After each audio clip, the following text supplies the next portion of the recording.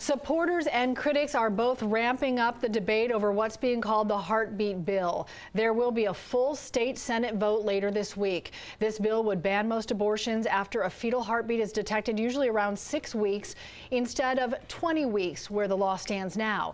We have covered the legal aspects of the bill, but this is a very emotional issue for both sides and complex and becoming more and more contentious. Caitlin Ross takes us behind the scenes of this back and forth.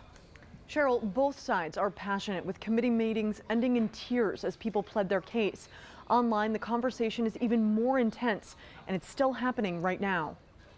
Hundreds of tweets and Facebook posts call out the bill by name online.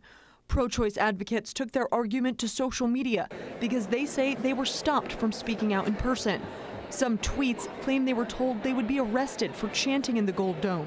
And dozens of people posted pictures of the overwhelming police presence.